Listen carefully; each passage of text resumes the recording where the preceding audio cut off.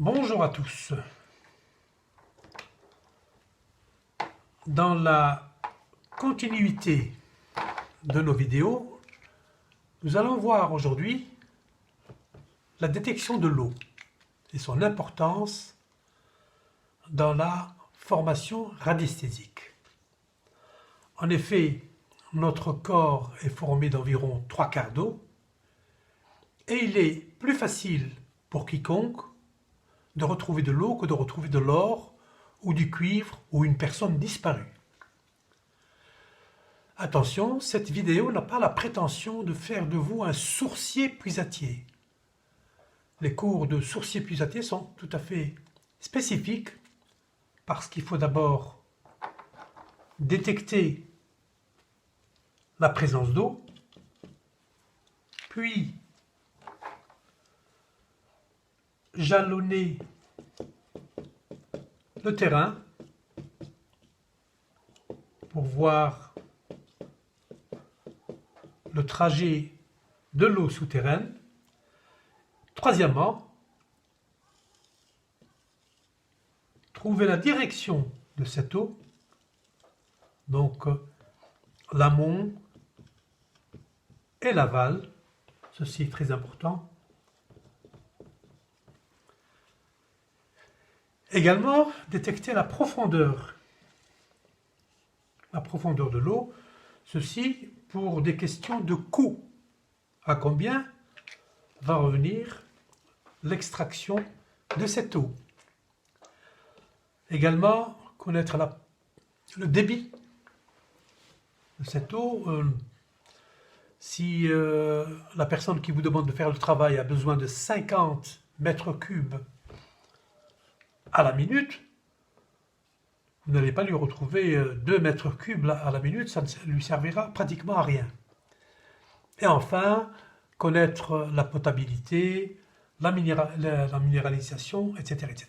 Donc ceci, ce n'est pas un cours de sourcier-puisatier, c'est seulement un cours pour vous permettre de détecter l'eau, pour pouvoir ouvrir d'autres possibilités vers d'autres détections.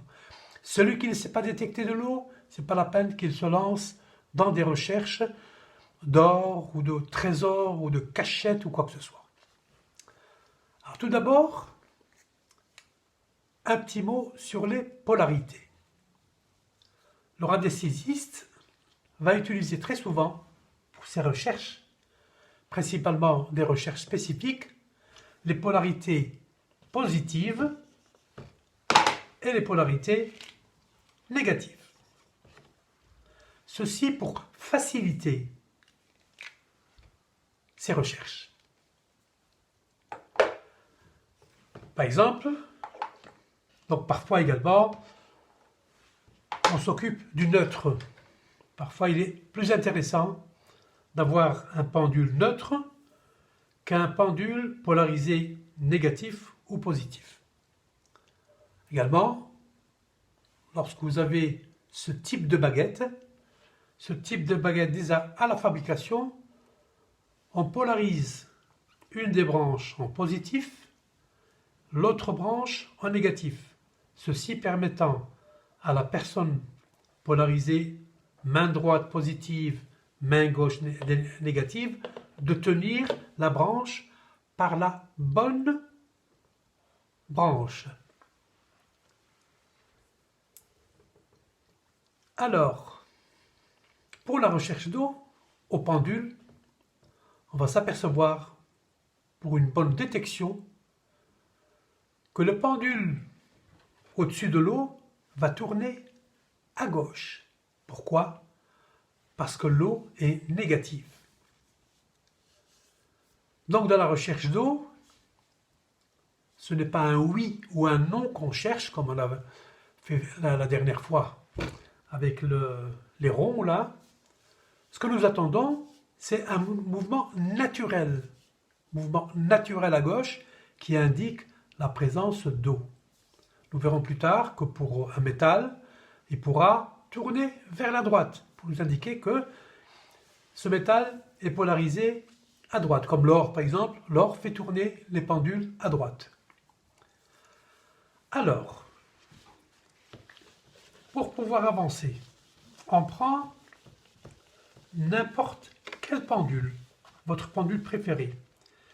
Mais pour ceux qui se destinent à rechercher l'eau, donc à devenir puisatier, quoi, je leur conseille, primo, d'acquérir ce type de pendule.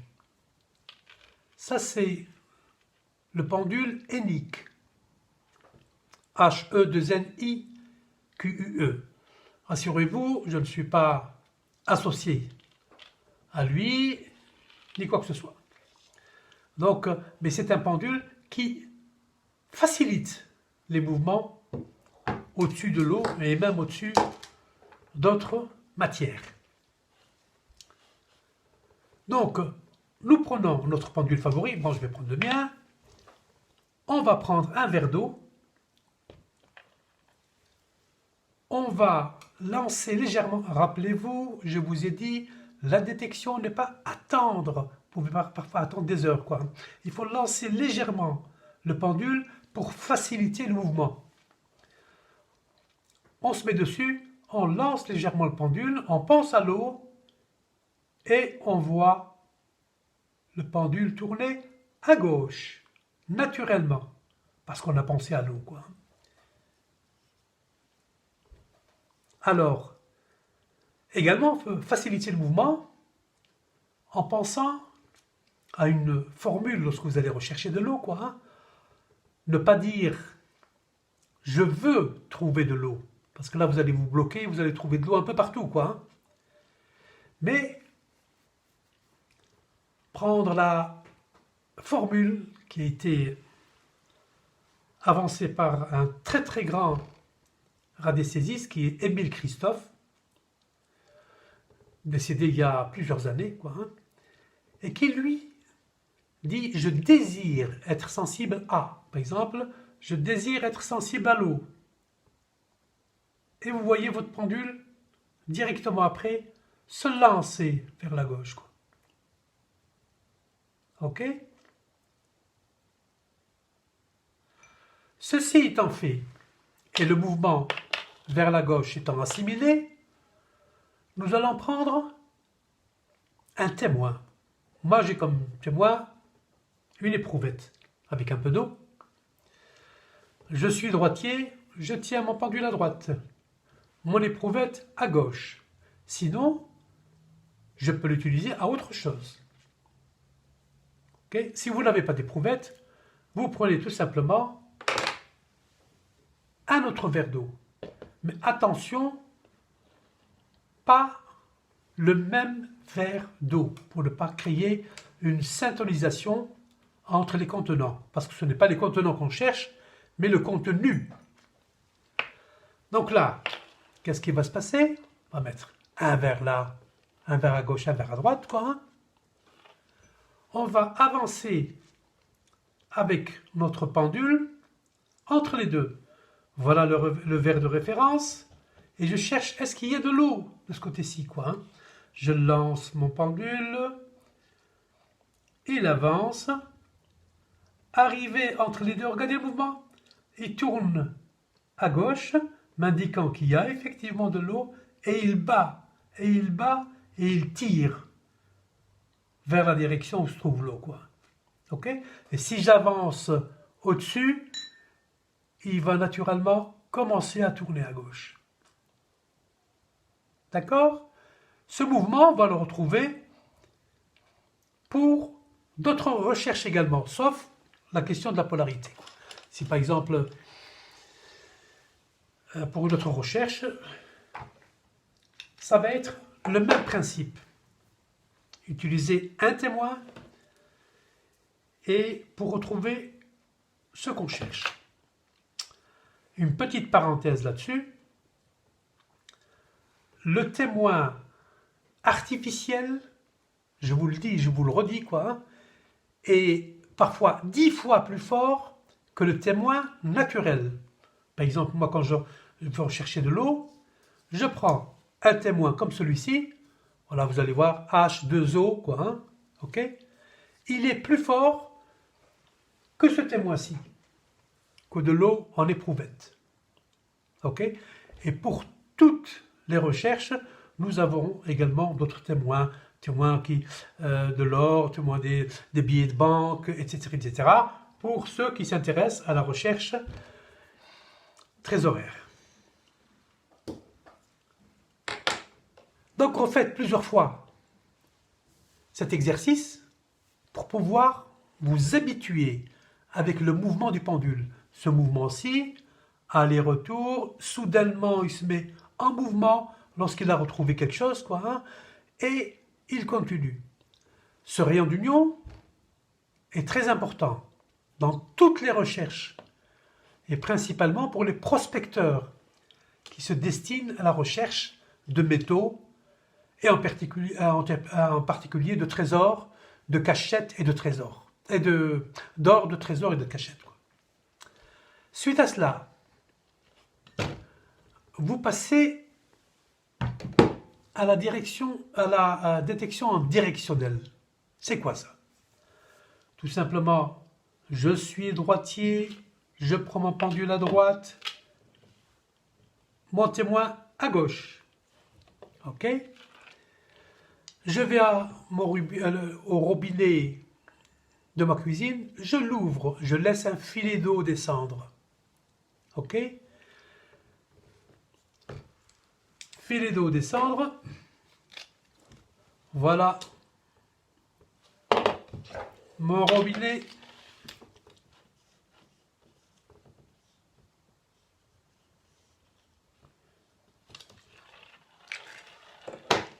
L'eau qui s'écoule.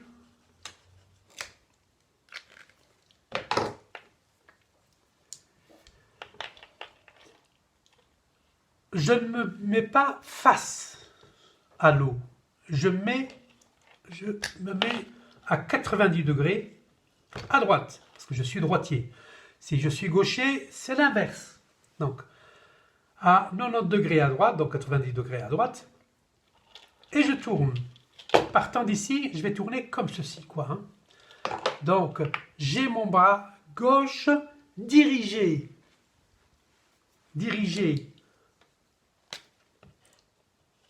en face de moi, donc comme ceci, et je tourne lentement vers la gauche, toujours en pensant à l'eau, et deuxièmement, en tenant un témoin représentant l'eau. Donc, le pendule en balancement. Vous allez voir, le pendule va balancer, vous allez tourner.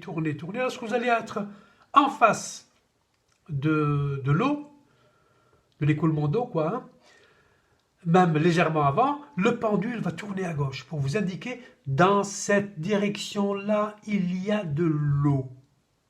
Ok? Refaites cet exercice plusieurs fois.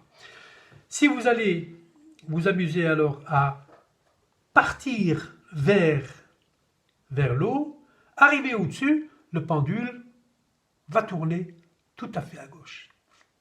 Ok? Donc je recommence. On ouvre le robinet, on prend son témoin du côté gauche, on se met à 90 degrés à droite, on lance le pendule va balancer et on tourne sur nous-mêmes, arrivé en face de l'écoulement d'eau, le pendule va commencer à tourner à gauche, nous indiquant que dans cette direction-là, il y a de l'eau. On va s'avancer, toujours le pendule en balancement, cette fois, arrivé au-dessus de l'écoulement d'eau, le pendule va commencer à tourner à gauche. Donc, refaites cet exercice plusieurs fois, jusqu'à assimilation totale du mouvement. Ceci est très important, parce que c'est la base de toutes les détections, même métallifères. À part que les polarités diffèrent, évidemment. Si vous cherchez de l'or, le pendule va tourner à droite, etc. etc. Mais pour l'eau, c'est déjà pas mal d'avoir ces mouvements-là. Vous allez voir, nos prochaines vidéos vous donneront des techniques en application dans la détection des métaux, en particulier dans la détection de l'or, ainsi que des cachettes, des trésors, des billets de banque, et ainsi de suite. Suivez-nous toujours dans ces détections.